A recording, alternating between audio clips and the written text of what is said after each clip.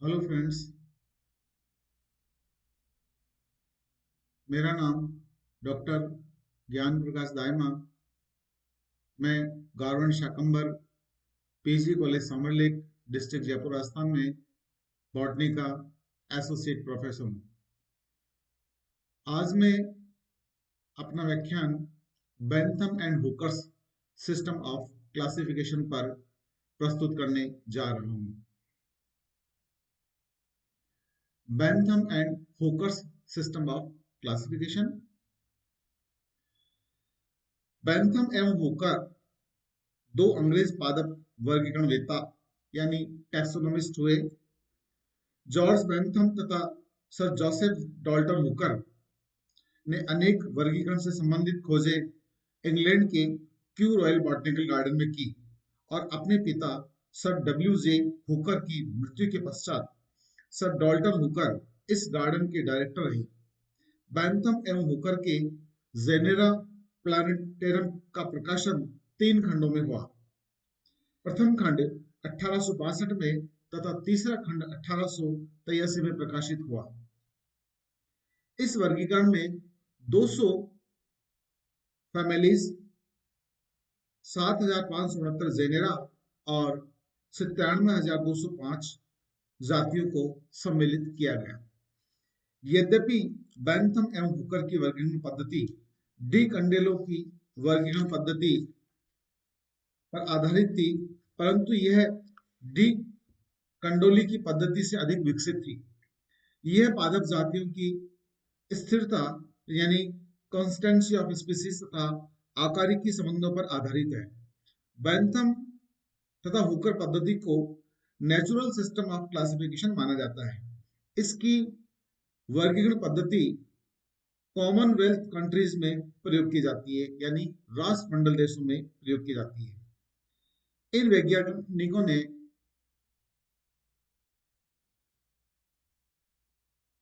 डाइकोटिलिडनीज को पॉलीपेटली, गैमोपेटली तथा मोनोक्लेमाइडी में विभक्त किया है। पॉलीपेटली को थैलेमीफ्लोरी,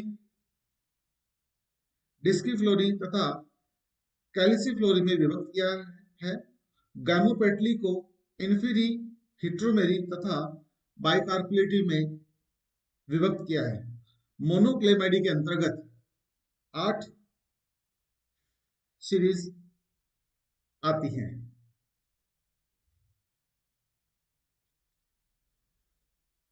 सबसे पहले मैं डाइकोटिलिडीज के कैरेक्टरिस्टिक आप सबके समक्ष रखना चाहूंगा।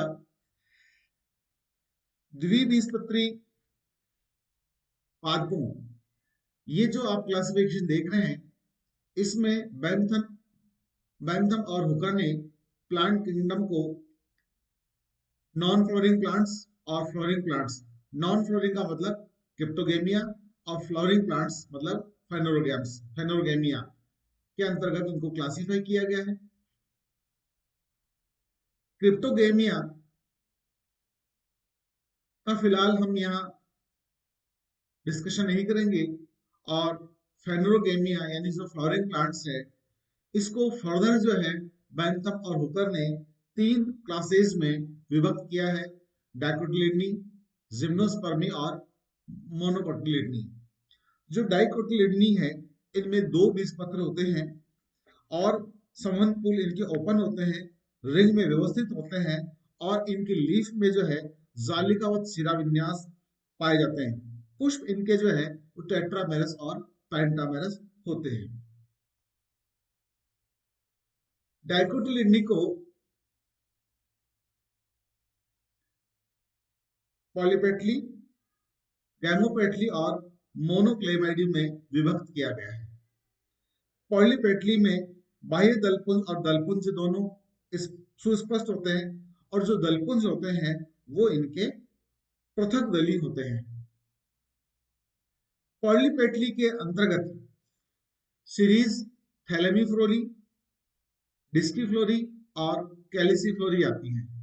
थैलेमीफ्लोरी में 6 ऑर्डर और 34 फैमिलीज, डिस्कीफ्लोरी में 4 ऑर्डर्स और 22 फैमिलीज और कैलिसिफ्लोरीज में 5 ऑर्डर और 27 फैमिलीज आती है। तो सबसे पहले मैं आपको थैलेमीफ्लोरीज के बारे में बताना चाहूंगा। थैलेमीफ्लोरी में पुष्प जायांगधर होते हैं, ओवरी इसकी सुपीरियर होती है और इसमें डिस्क अनुपस्थित होते हैं। इसमें 6 ऑर्डर और 34 कुल शामिल है। जो इसमें 6 ऑर्डर शामिल हैं, इसमें रेनेल्स है, पैराइटल्स है, पॉलीगेनी है, कैरियोफिलिनी है, गट्टीफ्रेल्स और मालवेल्स है। अब आपके इसमें सीरीज डिस्की फ्लोरी। डिस्की फ्लोरी में पुष्प जायांगधर, अंडाशय के निचले भाग पर गद्दीदार डिस्क या चक्रिकाएं उपस्थित होती है। डिस्क की उपस्थिति के कारण ही इसका नाम डिस्की फ्लोरी रखा गया है। इसमें 4 ऑर्डर और जो है 22 फैमिलीज इसमें आती है। 4 ऑर्डर में जिरेनियल्स,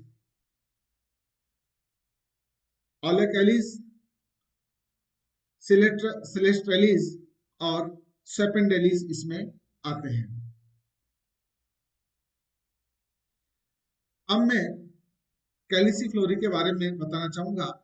कैलिसिफ्लोरी के जो पुष्प होते हैं एपिगाइनस होते हैं या पेरिगाइनस होते हैं, और इनमें जो ओवरी होती है वो इन्फीरियर या हाफ इन्फीरियर होती है, और इसमें 5 ऑर्डर और 27 फैमिलीज को सम्मिलित किया गया है।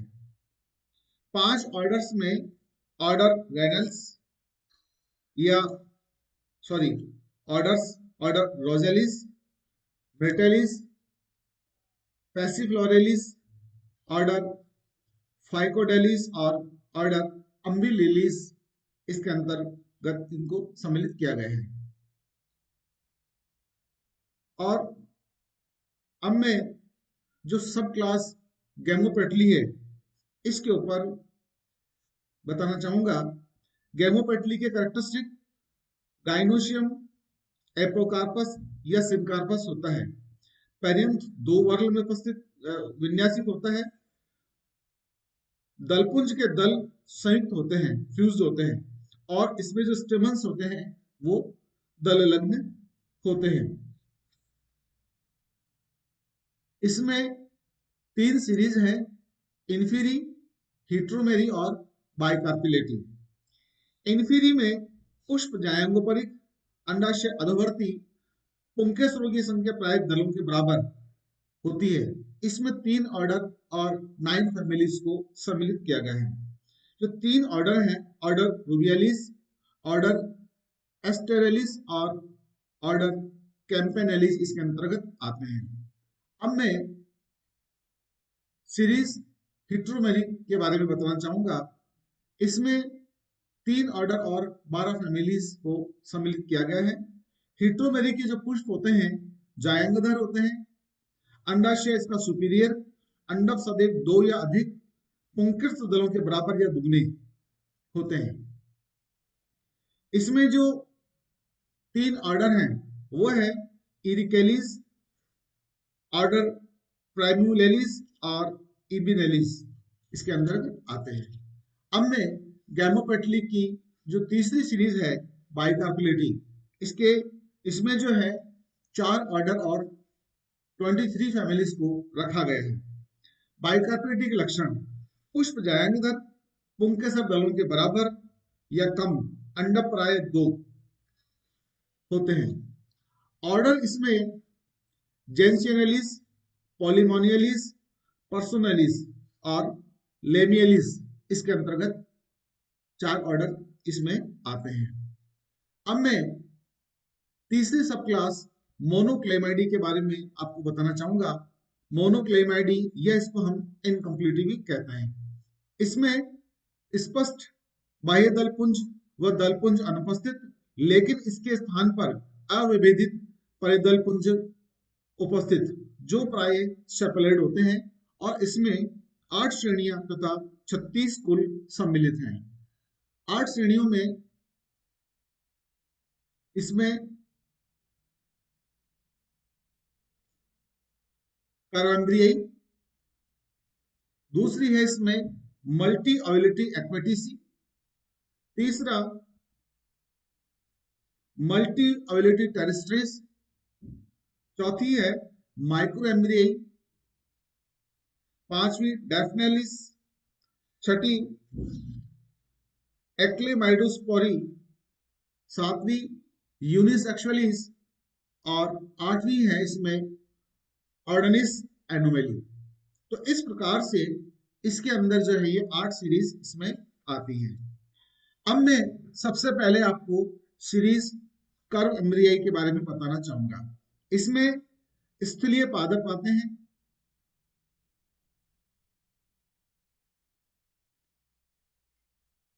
भ्रूण भ्रूण कोश के चारों ओर कुंडलित, जिससे वक्र हो जाता है। इस श्रेणी में 7 कुल हैं। इस सीरीज को 7 कुलों में बांटा गया है। निक्टेजिनी, इलिसेब्रेसी, एमेरेंटेसी, चिनोपोडियसी, फाइटोलेकेसी, बेटिडी और पोलीगोनेसी। अब में मल्टी ऑविलेटरी एक्वेटिसी के लक्षण है। ये जलीय शाक होते हैं। प्रत्येक कोष्ठ में अनेक बीजांड और इसमें एक कुल है पोडोस्टेमेसी। जैसे कि इसका नाम है इस सीरीज का मल्टी ऑविलेटरी एक्वेटिसी, यानी इसमें जो है प्रत्येक कोष्ठ में मल्टी ऑविलेटरी का मतलब बहुत सारे बीजांड पाए जाते हैं और एक्वेटिसी का मतलब ये है जलीय पादप है। अब है मल्टी ऑविलेटरी टेरेस्ट्रीज। ये टेरेस्ट्रियल प्लांट है और इसके प्रत्येक कोष्ठ में अनेक बीजांड होते हैं और इसमें 3 कुल हैं, निपेंथेसी, साइटिनेसी, एरिस्टोलोकियसी। नेक्स्ट चौथी सीरीज है माइक्रो एम्ब्री। इसमें जैसा कि इसका नाम है माइक्रो यानी सूक्ष्म, एम्ब्री मतलब एम्ब्रियो, यानी इसका जो भ्रूण होता है अत्यंत सूक्ष्म होता है। इसी कारण इसका जो भ्रूण कोश होता है, जो एंडोस्पर्म होता है, वो काफी बड़ा होता है। इसमें 4 कुल होते हैं, पाइप्रेसी, क्लोरेंथेसी, माइरिस्टिसी और मोनीमियसी। इसके बाद में नेक्स्ट सीरीज है डेफनेलिस। इसमें जायांग एक अंडपी तथा एक बीजांडयुक्त और 5 कुल होते हैं। कुल इसमें है लॉरिनी, प्रोटियसी, हाइमेलेसी, पेनियसी और एलिग्नेसी। नेक्स्ट सीरीज है एक्लेमाइडोस्पोरी। एक्लेमाइडोस्पोरी में अंडाशय जो है इसमें इंफीरियर होते हैं, एक कोष्ठीय बीजांड, एक कोष्ठी होते हैं और बीजांड इसमें 1 से 3 होते हैं और कुल इसमें जो है 3 फैमिलीज हैं, लॉरेंथेसी, सेंटेलेसी और बेलेनोफोरेसी। अगली सीरीज है यूनिसेक्सुअलिस। इसमें जैसे कि इसका नाम है यूनिसेक्सुअलिस, ये जो है इसमें जो पुष्प होते हैं वो एक लिंगी होते हैं और इसमें 9 फैमिलीज को इंक्लूड किया गया है, यूफोरबिएसी, बेलेनोप्सी, अर्टिकेसी, प्लेंटेनेसी, लैटनेरी, जगलेंडी, माइरिकेसी, कैजुराइनी और क्यूपुलिफरी। ये 9 फैमिलीज इसके अंदर है। और लास्ट में जो है ये आपके है सीरीज इसमें ऑर्डिस एनोमेली। इसमें जो है एनोमेलस जो फैमिलीज हैं इनको रखा गया है, जिसमें सेलिकेसी, लेसिस्टेमेसी, एम्पेट्रेसी और सिडेटियोफिली आते हैं। अब आप इस स्लाइड में देख रहे हैं कि डाइकोटिलिडनी और जो मोनोकोटिलिडनी है इसके बीच में जिम्नोस्पर्मी को रखा गया है, यानी ये जो क्लास है इसमें जो सीड्स होते हैं वो अंडाशय के अंदर जो है वो एनक्लोज्ड यानी फल के अंदर एनक्लोज्ड नहीं होते हैं। इनके जो बीज होते हैं वो नेकेड बीज होते हैं। तो इसलिए इसमें 3 जो है आपके फैमिलीज हैं, नेटेसी है, कॉनिफेरी है और साइकेडेसी है। अब मैं आपको मोनोकोटिलिडनी जो तीसरी क्लास है इसके ऊपर बताना चाहूंगा। इसके जो लक्षण है, भ्रूण में एक बीजपत्र, पत्तियों में समानांतर शिरा विन्यास और इसके जो वेस्कुलर बंडल है वो क्लोज्ड होते हैं। मूले इसकी अपस्थानिक होते हैं और इसके जो पुष्प होते हैं वो ट्राइमेरस होते हैं। इसमें 7 श्रेणियां और 34 कुल इसके अंदर सम्मिलित है। सबसे पहली इसकी सीरीज आप देख रहे हैं माइक्रोस्पर्मी है। माइक्रोस्पर्मी में बीज इसके सूक्ष्म होते हैं, अंडाशय अधोवर्ती, अंतः परिदल और दलाद होते हैं, और इसमें जो है आपके 9 फैमिलीज हैं। दूसरी श्रेणी है एपिगाइनी। एपिगाइनी में बीज बड़े होते हैं, अंडाशय अधोवर्ती होता है, अंतः परिदल रंगीन होते हैं, और इसमें 7 फैमिलीज आती हैं। 7 फैमिलीज में साइटेमेनी, ब्रोमिलियसी, हिमोडोरेसी, इरिडी, एमारिलिडी, टेक्केसी, डायोस्पोरियसी। नेक्स्ट जो सीरीज है वो है कोरोनरी। इसमें जो ओवरी होती है सुपीरियर होते हैं, और इसमें जो परिदल पुंज होते हैं वो रंगीन होते हैं, और इसमें 8 जो है फैमिलीज को रखा गया है। 8 फैमिलीज में रॉक्सबर्गिएसी, लिलियसी, पॉन्टेडरियसी, पिलिडेसी, जायरिडी, माइकेसी, कैविलानेसी और रेपिटियसी। चौथी सीरीज है इसमें कैलिसिनी। कैलिसिनी में जो अंडाशय होता है ऊर्ध्ववर्ती होता है, परिदल पुंज बाह्य दलाप यानी सपैलेड होता है, शुकीय या झिल्ली में होते हैं, और इसमें जो है आपके 5 फैमिलीज इसके अंदर है।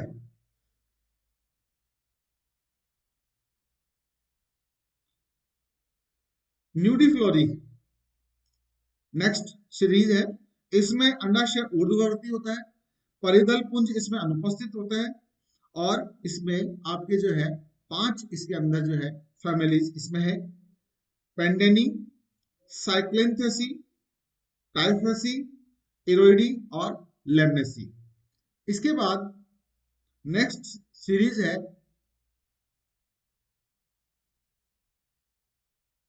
आपके एपोकार्पी। एपोकार्पी में अंडाशय ऊर्ध्ववर्ती, जायंत मुक्त अंडपी यानी एपोकार्पस, और इसमें कुल 3 फैमिलीज हैं, ट्राइयूरिडी, एलिसमेसी और नाइडेसी। और सबसे लास्ट में जो सीरीज है वो है ग्लूमेसी। ग्लूमेसी में परिदल पुंज रासित, शल्की, ग्लूम्स, ग्लूमी, पुष्प क्रमप्राइज स्पाइक, अंडाशय एक कोष्ठीय, एक बीजांडीय, और इसमें 5 फैमिलीज हैं। 5 फैमिलीज में इरियोकोली, सेंट्रोल लेपिडी, रेस्टियसी, साइप्रेसी और ग्रामेनिकुल आते हैं। ये जो स्लाइड है ये भी मिलती जुलती स्लाइड है, सेम जो है इसमें भी वही क्लासिफिकेशन है। अब मैं आपको बैंथम और हुकर वर्गीकरण पद्धति के जो मेरिट्स है उसके बारे में आपको बताना चाहूंगा। बैंथम और हुकर ने पौधे की प्रत्येक जाति का वर्णन बहुत ही सरल ढंग से किया है, जिसे आज भी जो है विभिन्न हर्बेरिया में अपनाया जाता है। इसके वर्गीकरण के जो मेरिट्स हैं वो इस प्रकार से है। सबसे पहला मेरिट, प्रत्येक वंश व जाति का अध्ययन स्पेसिमेन के माध्यम से किया गया है। दूसरा, यह प्रायोगिक दृष्टि से अधिक सुविधाजनक है, इसलिए इंग्लैंड और भारत के जितने भी हर्बेरिया हैं वो इसी पद्धति के ऊपर व्यवस्थित है। डाइकोट का प्रारंभ रेनेलिस गण से किया गया है, जिसे सभी बॉटनिस्ट जो है प्रिमिटिव मानते हैं। एक बीजपत्री पादपों को द्विबीजपत्री पादपों के बाद रखा गया है। कुल प्रमाणों के आधार पर यह स्पष्ट है कि एक बीजपत्री पादपों की जो उत्पत्ति है वो डाइकोटिलिडन से हुई है।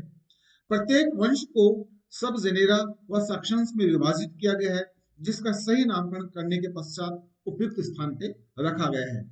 पॉलीपेटली के पश्चात गैमोपेटली को वर्गीकरण में रखा है, क्योंकि दलों का संयुक्त होना विकसित लक्षण है।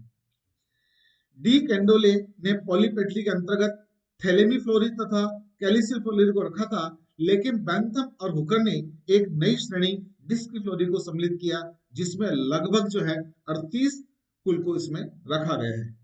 थैलेमी फ्लोरी, डिस्की फ्लोरी तथा कैलिसिल फ्लोरी का विन्यास क्रमिक विकास के आधार पर है, जिनमें क्रमशः हाइपोगाइनस, पेरिगाइनस और एपिगाइनस जो है वो जायंग की स्थिति है। गैमोपेटली में बाइकेटली के उपरांत हिट्रोमेरी श्रेणी को रखा गया है, जो बिल्कुल तर्कसंगत है। पॉलीपेटली के अंत में कुकुरबिटेसी तथा अम्बेलिफेरी कुल को स्थान दिया है तथा ये कुल पॉलीपेटली तथा गैमोपेटली के मध्य जो है कनेक्टिक लिंक का कार्य करते हैं। मोनोक्लेमाइडी में द्विलिंगी पुष्पी कुलों के उपरांत एक लिंगी पुष्पी कुलों को रखा गया है। विवाद वाले कुलों को ऑर्डिनलिस एनोमेली में रखा गया है। एक बीजपत्री के वर्गीकरण में अंडाशय की स्थिति तथा परिदल के लक्षण को महत्व दिया गया है। बैंथम एवं हुकर ने अपनी वर्गीकरण प्रणाली को जातिवृत्त नहीं माना, अतः जातिवृत्त आधार पर इनके वर्गीकरण का विवेचन करना उचित नहीं है।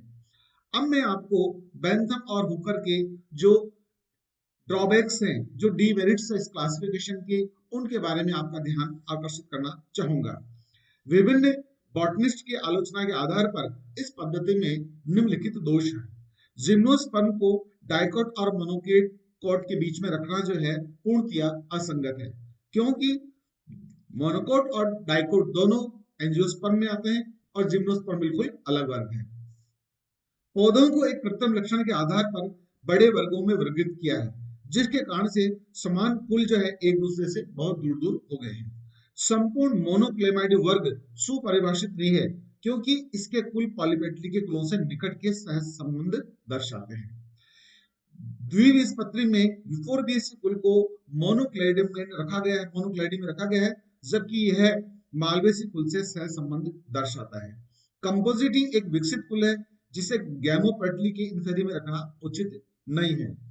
द्विबीजपत्री में चीनोपोडियसी तथा कैरियोफिलोसी को अलग अलग रखा गया है।